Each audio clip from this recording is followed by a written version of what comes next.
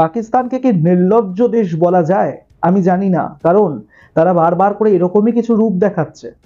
দুই দেশের মধ্যে প্রত্যাঘাত, পাল্টা প্রত্যাঘাত, আর এরপর সংঘর্ষ বিরতি যখন চুক্তি হলো, বেশিক্ষণ কাটলো না, এই 4 ঘন্টা ধরতে পারেন আনুমানিক, তার মধ্যে নিজের রূপ দেখিয়ে ফেলেছে পাকিস্তান। হ্যাঁ, আবারও হামলা করেছে, হামলা করার চেষ্টা করেছে, পারেনি।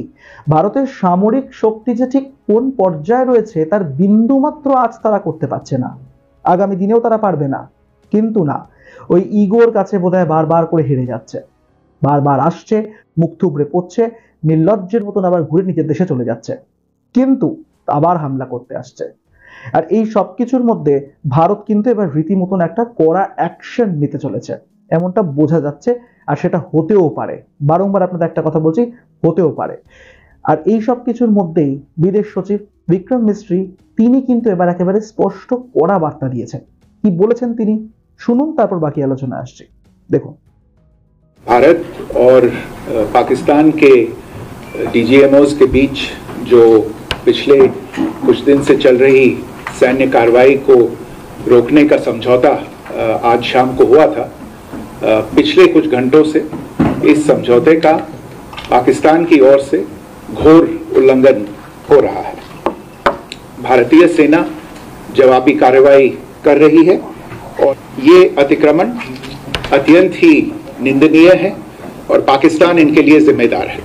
हमारा मानना है कि पाकिस्तान इस स्थिति को ठीक से समझे और इस अतिक्रमण को रोकने के लिए तुरंत उचित कार्रवाई करे। सेना ने इस स्थिति पर कड़ी नजर रखी हुई है और उसे किसी भी अतिक्रमण से निपटने के लिए ठोस और सख्त कदम उठाने के लिए आदेश दे दिए गए हैं।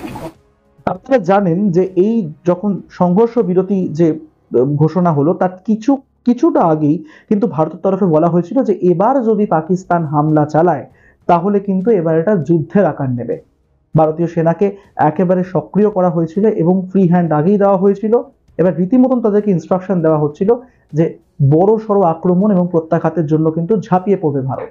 আর তারপর এই সিজ ফায়ার, তারপর ঘোষণা হলো যে এবার বিরতি হবে, সংঘর্ষ বিরতি।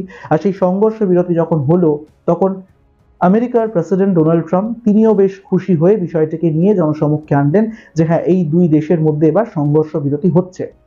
কিন্তু না, আবারও বলছি, নিজের রূপ নিজের চরিত্র দেখিয়েই ফেলেছে পাকিস্তান। আবার হামলা।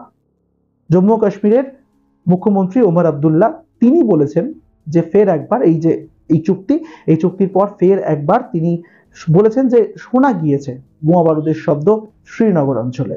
শুধু শ্রীনগর নয়, বেশ কিছু অঞ্চলে একটু সমস্যার বিষয়টাকে সামনে আনা হয়েছে। অর্থাৎ বোঝাই যাচ্ছে যে বার্তা মিস্ত্রি দিয়েছেন, যে বার্তার কথা উল্লেখ করা হয়েছে যে এবার কিন্তু কড়া হাতে দমন করা হবে ভারতের তরফে পাকিস্তানকে, সেই বিষয়টা বোধহয় এবার হয়েই গেল। তবে ভারত এখনো সংযত, কারণ বার্তা দেওয়া হয়েছে পাকিস্তানকে যে যত তাড়াতাড়ি সম্ভব এই সমস্যাগুলোকে মেটাতে হবে এবং এই যে আক্রমণ প্রত্যাঘাত এগুলোকে কিন্তু বন্ধ করতে হবে। যদি এতটা সংযত হওয়ার পরেও পাকিস্তান নিজের রূপ দেখিয়ে যায় তাহলে কিন্তু আগামী দিনটা পাকিস্তানের জন্য একেবারেই ভালো হবে না, সেটা কার্যত পরিষ্কার।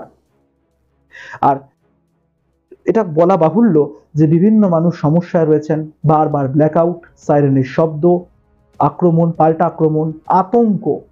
আর এত সব ঘটনার মধ্যে ভারতের যে সেনাবাহিনী তারা তো নিজেদের কাজ যথাযথভাবে করে যাচ্ছেন এবং তাদের সত্যিই তুলনা হয় না। অনবদ্য অ্যাকশন দেখা যাচ্ছে তাদের প্রত্যেক মুহূর্তে দেশবাসীর জন্য। কিন্তু এই সব কিছুর মধ্যেও যদি কোথাও কোনো মানুষের প্রাণ যায়, সমস্যাটা কিন্তু আমাদের দেশেই ঘটবে। ইতিমধ্যেই পেহেলগামের যে ঘটনা আপনারা জানেন, আমি আর ভাঙছি না, সেই ঘটনার পরের এই যে রেশ চলছে এবং সেটা যদি আরো বাড়ে তাহলে রীতিমতন যে আরো বড় অ্যাকশনে নামবে না ভারতীয় সেনা, তার কিন্তু কোনো গ্যারান্টি নেই। এবং সেটাই কার্যত পরিষ্কার করে দিয়েছেন বিদেশ সচিব যে এবার কিন্তু অ্যাকশনের সময় এসেছে। একেবারে শেষ মুহূর্তের কিছু ওয়ার্নিং দেওয়া হচ্ছে পাকিস্তানকে, যদি এর পরেও না সমস্যা থামে তাহলে পাকিস্তানের জন্য কিন্তু বিপদ অপেক্ষা করছে, আর সেটাও ভারতের তরফে। এই ভিডিও নিয়ে আপনারা কি মনে করেন আমাদের কমেন্ট বক্সে অবশ্যই জানাতে ভুলবেন না। পাশাপাশি আমাদের এই ভিডিওটি ভালো লেগে থাকলে লাইক করবেন, শেয়ার করবেন বাকিদের সঙ্গে, সাবস্ক্রাইব করতে ভুলবেন না আমাদের ইউটিউব চ্যানেল এক ঝলকে মিডিয়া।